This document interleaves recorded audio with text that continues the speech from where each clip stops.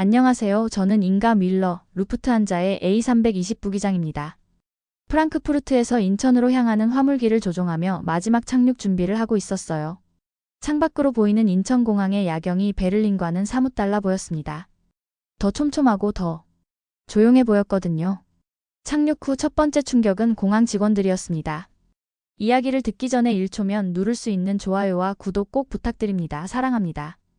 먼저 독일에서라면 당연히 들렸을 큰 소리, 지시하는 목소리, 기계음들이 전혀 들리지 않았어요.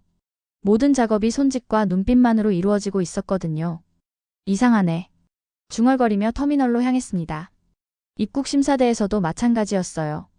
긴 줄이 늘어서 있었지만 아무도 불평하지 않았습니다. 독일 사람들이라면 벌써 시계를 보며 혀를 차고 있을 텐데 말이에요. 한국 사람들은 그저 조용히 차례를 기다리고 있었거든요. 심지어 아이들까지 떠들지 않더라고요. 부모들이 특별히 조용히 하라고 지시하지 않았는데도 아이들이 자연스럽게 침묵을 지키고 있었어요. 이런 모습은 프랑크푸르트나 뮌헨 공항에서는 절대 볼 수 없는 광경이었습니다. 지하철을 타면서 더욱 놀랐어요. 러시아어임에도 불구하고 차내는 도서관처럼 조용했습니다. 프랑크푸르트 지하철의 시끄러운 소음과는 정반대였거든요. 사람들은 각자 스마트폰을 보거나 책을 읽고 있었어요. 통화하는 사람도, 큰 소리로 웃는 사람도 없었습니다. 독일에서는 지하철에서 음악을 크게 틀거나 큰 소리로 대화하는 사람들을 자주 보는데 여기서는 그런 사람이 한 명도 없었어요. 이게 정말 대도시 맞나요? 의문이 들었습니다. 서울이라는 거대한 도시에서 이런 정적이 가능하다니요. 독일의 질서는 규칙과 시스템으로 만들어지는데 여기서는 그냥 자연스럽게 흘러가는 것 같았어요. 마치 보이지 않는 합의가 있는 것처럼 모든 사람이 조용함을 당연하게 받아들이고 있었습니다. 호텔에 도착해서도 마찬가지였어요. 로비에서 대화하는 사람들의 목소리가 속삭임 수준이었습니다. 엘리베이터 안에서는 아예 말을 하지 않았고요. 독일 사람들이라면 벌써 날씨 얘기라도 시작했을 텐데 라고 생각하며 방에 들어갔어요. 복도를 걸으면서도 발소리를 최대한 줄이려는 사람들의 모습이 인상적이었습니다.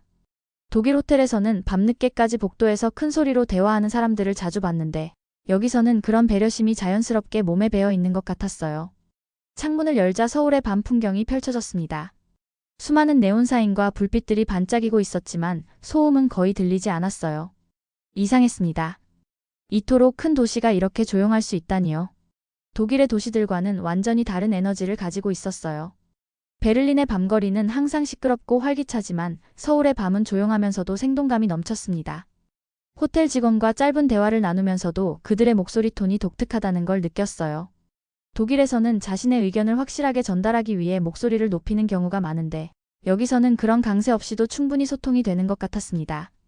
그날 밤 침대에 누워 생각했습니다. 질서라는 게 꼭 큰 소리와 강한 규율로만 만들어지는 건 아니구나 하고 말이에요. 한국 사람들은 소음 없이도 완벽한 조화를 이루고 있었습니다. 이런 조용한 에너지 속에서 잠이 들었을 때도 놀라웠습니다. 독일에서는 항상 어떤 소음 때문에 잠에서 깨는 일이 있었는데 여기서는 정말 고요했어요. 새벽 5시쯤 깨어서 창밖을 봤을 때도 마찬가지였습니다. 이미 많은 사람들이 활동하고 있었지만 소음은 전혀 들리지 않았어요. 조깅하는 사람들도 출근하는 사람들도 모두 조용히 자신의 길을 가고 있었습니다. 독일에서는 새벽 운동하는 사람들이 큰 소리로 인사하거나 대화하는 모습을 자주 보는데 여기서는 그런 모습이 없었거든요. 내일은 무엇을 발견하게 될까요? 벌써부터 기대가 되기 시작했습니다. 이 조용한 질서 속에 숨겨진 한국 사회의 다른 면모들이 궁금해졌어요. 한국에서의 두 번째 날, 저는 시간에 대한 완전히 새로운 개념을 배우게 되었습니다. 독일 사람으로서 시간 약속만큼은 자신 있었는데 한국에서는 그 수준이 달랐어요. 아침 9시에 항공사 미팅이 있었습니다. 독일식으로 5분 일찍 도착했는데 이미 모든 한국 직원들이 자리에 앉아 준비를 마친 상태였어요. 시계가 빠른가요? 확인해봤지만 정확했습니다. 그들은 적어도 10분은 일찍 와 있었던 거예요. 더 놀라운 건 그들의 준비 상태였습니다. 회의 자료는 물론이고 필기도구, 심지어 물까지 각자 앞에 정리해 놓았더라고요. 독일에서는 시간에 맞춰 오는 것만으로도 충분하다고 생각하는데 여기서는 그보다 한 단계 더 나아간 준비성을 보여줬습니다. 회의가 시작되자마자 또 다른 놀라움이 기다리고 있었어요. 발표자가 9시 정각에 시작해서 10시 27분에 끝나겠습니다 라고 선언하더라고요. 독일에서는 보통 1시간 반 정도라고 애매하게 말하는데 여기서는 분 단위까지 정확히 예고했어요. 그리고 정말로 10시 27분의 이상으로 발표를 마치겠습니다 라고 끝냈습니다. 시계를 보니 정확히 27분이었거든요. 더 놀라운 건 지하철이었습니다. 배차 간격이 2에서 3분이라고 했는데 정말 그 시간에 정확히 도착하더라고요. 독일의 디비도이체반도 정시성으로 유명하지만 여기는 그보다 더 정확했어요. 시계를 보며 3분 후 도착이라고 표시되면 정말 3분 후에 문이 열렸습니다. 심지어 도착 30초 전부터 승강장에 진입 예고음이 울리고 사람들이 미리 줄을 서더라고요. 독일에서는 기차가 와야 사람들이 움직이기 시작하는데 여기서는 그보다 훨씬 앞서 모든 게 준비되고 있었어요. 점심 약속도 마찬가지였습니다. 한국 동료가 12시 30분에 만나요 라고 했는데 12시 29분에 도착한 제가 가장 늦었어요. 다들 이미 와서 메뉴를 보고 있었거든요. 독일에서도 시간 약속은 중요하게 생각하는데 여기는 차원이 다르네요.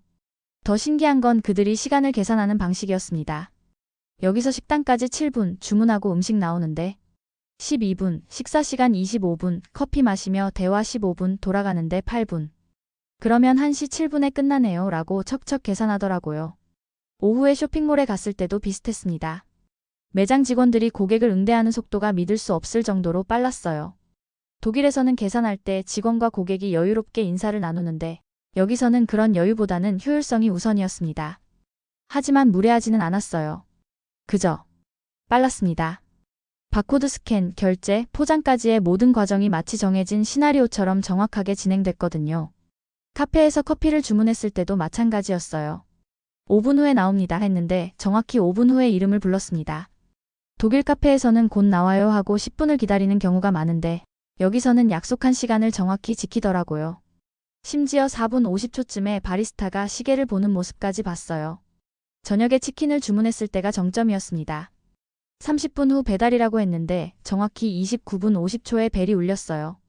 독일에서 피자 주문하면 30분에서 45분 사이라고 애매하게 말하는데 여기서는 구체적인 시간을 약속하고 그걸 지키더라고요. 배달원한테 물어봤습니다. 어떻게 이렇게 정확하게 오세요? 그랬더니 손님이 기다리시잖아요. 약속은 지켜야죠 라고 하더라고요. 시간이 돈이다라는 말을 독일에서도 하지만 한국에서는 시간이 예의다라는 느낌이었습니다. 상대방의 시간을 존중하는 마음이 이런 정확성을 만들어내는 것 같았어요. 약속 시간보다 일찍 와서 기다리는 것도 정확한 시간을 약속하고 지키는 것도 모두 상대방을 배려하는 마음에서 나오는 거였습니다. 버스 정류장에서도 신기한 걸 봤어요. 버스 도착 정보가 실시간으로 표시되는데 3분 후, 2분 후, 1분 후 도착 이렇게 정확하게 나오더라고요. 독일에서는 곧 도착 표시가 20분간 계속 떠 있는 경우도 있는데 여기서는 그런 애매함이 전혀 없었어요. 사람들도 그 시간을 완전히 신뢰하고 있었습니다. 1분 전에 정류장에 나와서 바로 버스를 타는 모습이 인상적이었거든요. 밤늦게 호텔방에서 독일 친구들에게 메시지를 보냈습니다. 한국 사람들은 시간의 마법사예요. 1분도 허투루 쓰지 않아요. 친구들이 믿을까요? 아마 직접 와봐야 알 거예요.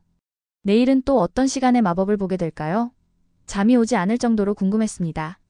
세 번째 날, 저는 한국이 얼마나 디지털화되어 있는지 몸소 체험했습니다.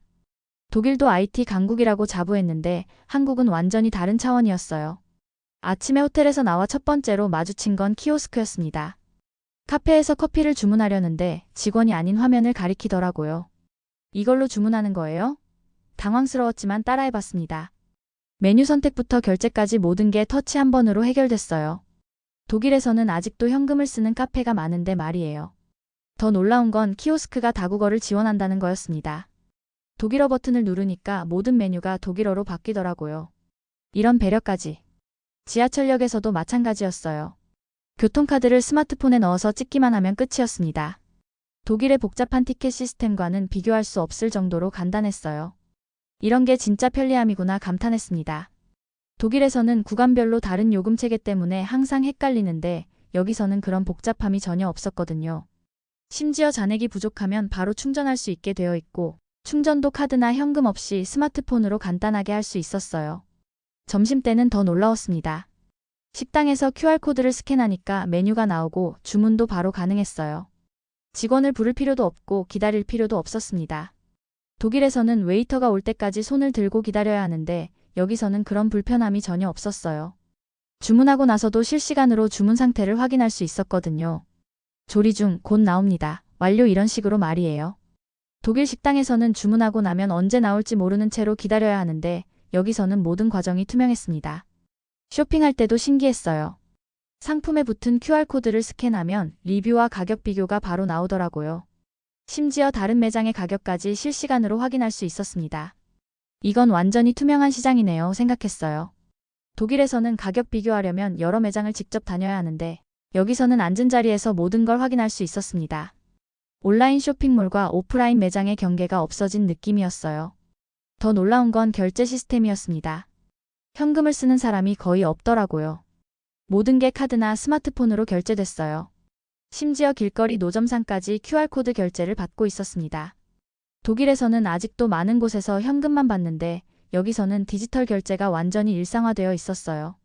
심지어 교회 헌금까지 QR코드로 할 수 있다는 얘기를 들었을 때는 정말 놀랐습니다. 배달 주문은 예술 수준이었어요. 앱에서 주문하면 요리사가 언제 조리를 시작하는지, 배달원이 어디쯤 와 있는지까지 실시간으로 볼 수 있었거든요. 독일에서는 언제쯤 올까요? 하고 기다리기만 하는데 여기서는 모든 과정이 투명했습니다. 지도에서 배달원의 위치를 실시간으로 추적할 수 있고 심지어 계단을 올라가고 있습니다. 같은 상세한 정보까지 나오더라고요. 기술이 서비스의 질을 이렇게까지 높일 수 있구나 싶었어요. 저녁에 은행 업무를 볼 일이 있었는데 그것도 앱으로 5분 만에 끝났습니다. 독일에서는 은행에 직접 가서 서류 작성하고 대기하고 상담받고 최소 1시간은 걸리는 일이었는데 말이에요. 여기서는 신분증 촬영, 서명, 승인까지 모든 과정이 디지털로 처리됐어요. 심지어 통역 서비스까지 앱에 내장되어 있어서 언어 문제도 전혀 없었습니다. 대중교통 정보도 정말 정확했어요. 지하철, 버스, 택시까지 모든 교통수단의 실시간 정보를 한 앱에서 확인할 수 있었거든요. 독일에서는 각각 다른 앱을 써야 하고 정보도 정확하지 않은 경우가 많은데 여기서는 모든 게 통합되어 있었습니다. 심지어 환승할 때 최적 경로까지 자동으로 계산해 주더라고요. 디지털이 삶을 이렇게 편하게 만들 수 있구나 깨달았습니다. 독일에서는 디지털화를 기술의 발전으로만 생각했는데 한국에서는 그게 일상의 불편함을 덜어주는 도구로 완전히 자리 잡았더라고요. 기술을 위한 기술이 아니라 사람을 위한 기술이었어요. 복잡한 것을 단순하게, 불편한 것을 편리하게 만드는 진짜 혁신이 여기에 있었습니다. 호텔로 돌아가는 길에 생각했어요. 한국 사람들은 디지털 기술을 두려워하지 않고 적극적으로 받아들이는구나 하고 말이에요. 새로운 것에 대한 열린 마음이 이런 편리한 사회를 만든 것 같았습니다. 독일에서는 새로운 기술에 대한 우려와 경계심이 있는데 여기서는 그보다는 호기심과 수용성이 앞서는 것 같았거든요. 내일은 또 어떤 디지털 경험을 하게 될까요? 벌써 기대됩니다.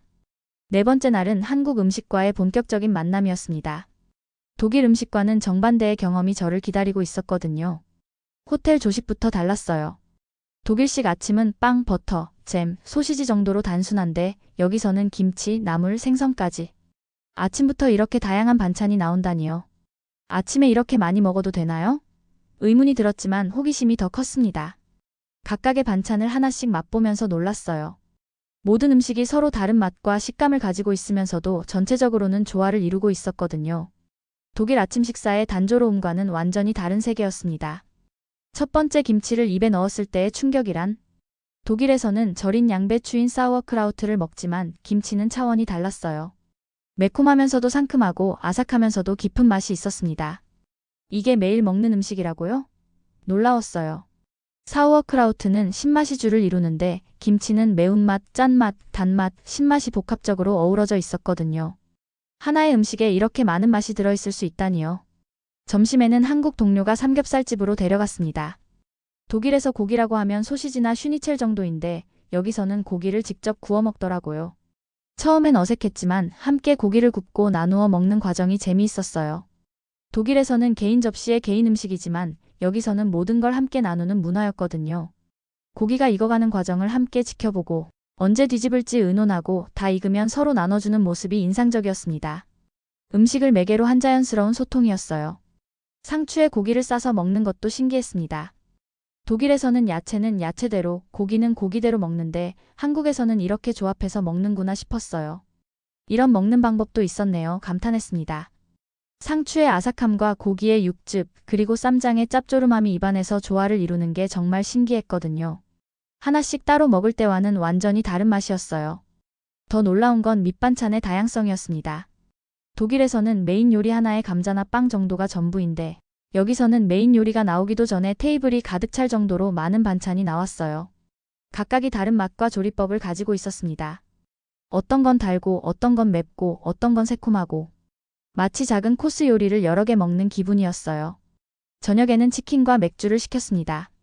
독일 맥주에 자부심이 있었는데 한국 치킨과 맥주의 조합은 인정할 수밖에 없었어요.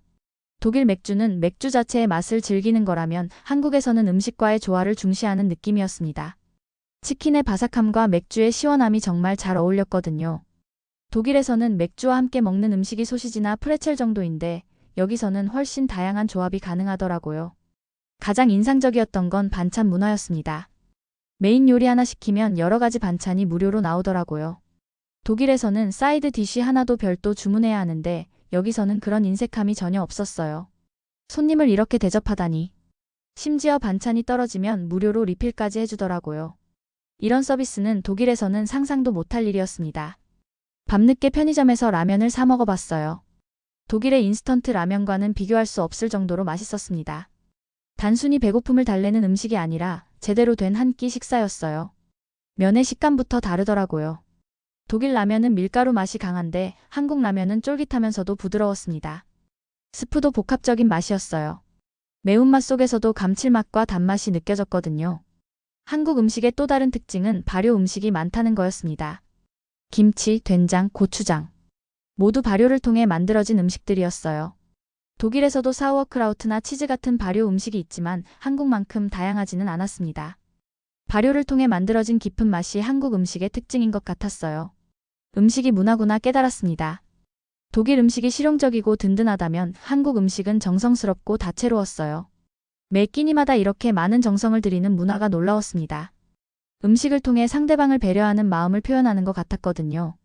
독일에서는 음식이 생존을 위한 수단이라면 한국에서는 음식이 소통과 정성의 표현이었어요. 호텔 방에서 오늘 먹은 음식들을 생각하며 배를 만졌습니다. 포만감이 아니라 만족감이었어요.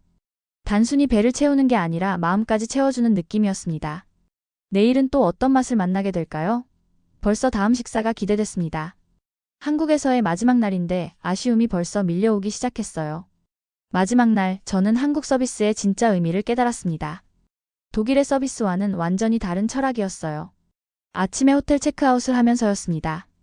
독일에서는 체크아웃 시간 청구서 끝인데 여기서는 직원이 여행은 어떠셨어요? 라고 물어보더라고요. 형식적인 질문이 아니라 진짜 궁금해하는 표정이었어요. 한국이 좋았어요 라고 답하니까 환하게 웃으며 다음에 또 오세요 라고 했습니다. 독일 호텔에서는 체크아웃할 때 인사말조차 없는 경우가 많은데 여기서는 마지막까지 따뜻함을 느낄 수 있었어요. 더 놀라운 건 짐을 들어주겠다고 먼저 나서는 직원의 모습이었습니다. 독일에서는 요청해야 도움을 받을 수 있는데 여기서는 필요를 미리 파악하고 먼저 도움을 제공하더라고요. 무거워 보이네요. 제가 들어드릴게요 하면서 자연스럽게 캐리어를 들어주는 모습에서 진짜 서비스 정신을 봤어요. 택시를 탔을 때도 마찬가지였습니다. 독일 택시기사들은 보통 조용하거나 날씨 얘기 정도만 하는데 한국 기사 아저씨는 어느 나라에서 왔어요? 한국 어떤 게 좋아요? 하며 진심으로 관심을 보였어요. 영어가 서툴렀지만 소통하려는 노력이 느껴졌거든요. 심지어 번역 앱을 켜서 독일 맥주 유명하죠? 라고 물어보는 모습이 귀여웠습니다. 독일에서는 택시기사와 개인적인 대화를 나누는 일이 거의 없는데 여기서는 마치 오랜 친구와 대화하는 것 같았어요. 더 인상적이었던 건 그가 공항까지 가는 길에 서울의 명소들을 하나하나 설명해 준 거였습니다. 저기가 한강이에요. 저 건물이 롯데타워예요 하면서 마치 무료 가이드를 해주는 것 같았어요. 독일에서는 추가 요금을 내야 받을 수 있는 서비스를 그냥 제공해 준 거였습니다. 공항 가는 길에 잠깐 편의점에 들렀는데 거기서도 놀랐어요. 계산할 때 직원이 좋은 하루 되세요가 아니라 안전한 여행 되세요 라고 하더라고요. 제가 캐리어를 끌고 있는 걸 보고 상황에 맞는 인사를 한 거예요. 독일에서는 상상할 수 없는 세심함이었습니다. 심지어 영수증을 건네면서 기념품이에요 라고 하면서 작은 한국 전통 책갈피를 하나 더 주더라고요. 아무것도 사지 않았는데 말이에요. 보안 검색대에서도 마찬가지였습니다. 독일에서는 신발 벗으세요, 노트북 꺼내세요 하고 끝인데 여기서는 수고하셨어요, 안전한 여행 되세요 같은 말을 자연스럽게 했어요. 의무가 아니라 마음에서 나오는 말 같았거든요. 심지어 보안 검색이 끝나고 나서 짐 정리 도와드릴까요? 하고 물어보는 직원도 있었습니다. 독일에서는 보안 검색 후에 알아서 정리하라고 하는데 여기서는 마지막까지 배려해 주더라고요. 오늘 사연은 여기까지입니다. 여러분의 구독과 좋아요는 영상 제작에 아주 큰 힘이 됩니다. 긴 영상 시청해 주셔서 감사합니다.